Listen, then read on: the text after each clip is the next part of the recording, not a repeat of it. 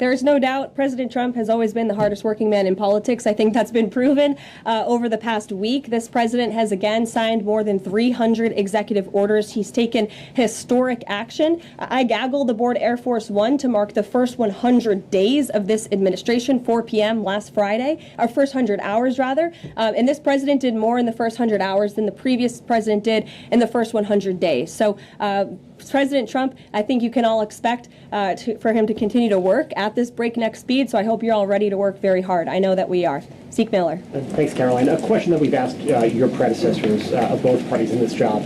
When you're up here in this briefing room speaking to the American public, do you view yourself and your role as advocating on behalf of the president or providing the unvarnished truth that is, not to lie, not to obfuscate to the American people? I commit to telling the truth from this podium every single day. I commit to speaking on behalf of the President of the United States. That is my job. And I will say it's very easy to speak truth from this podium when you have a president who is implementing policies that are wildly popular with the American people, and that's exactly what this administration is doing. It's correcting the lies and the wrongs of the past 4 years, many of the lies that have been told to your faces in this very briefing room.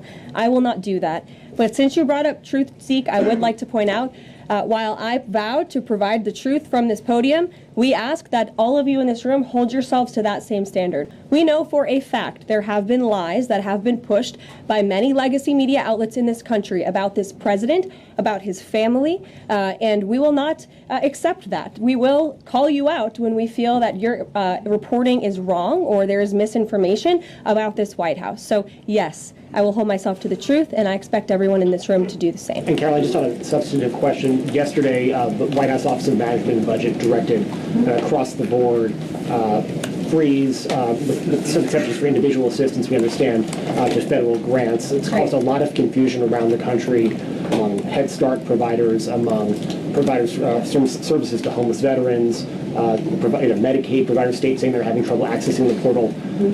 Could you help us clear up some of the confusion, yes, give some certainty to folks, and also is that uncertainty, how does that uncertainty service the president's voters? Well, I think there's only uncertainty in this room amongst the media. There's no uncertainty in this building. So let me provide the certainty and the clarity that all of you need.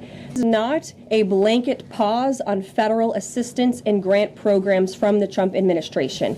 Individual assistance, that includes, I'm not naming everything that's included, but just to give you a few examples, Social Security benefits, Medicare benefits, food stamps, welfare benefits, assistance that is going directly to individuals will not be impacted by this pause. And I want to make that very clear to any Americans who are watching at home who may be a little bit confused about some of the media reporting. This administration, if you are receiving individual assistance from the federal government, you will still continue to receive that.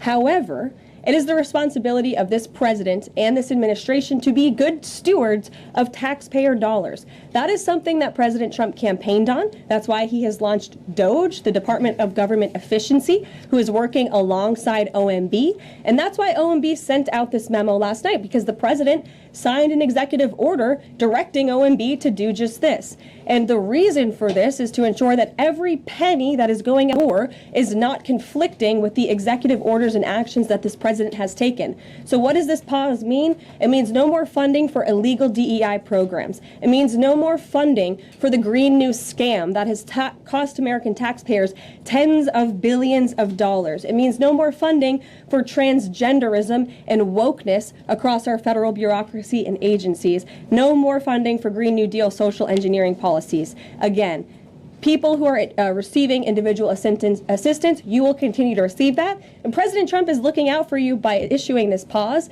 because he is being good steward of your taxpayer dollars.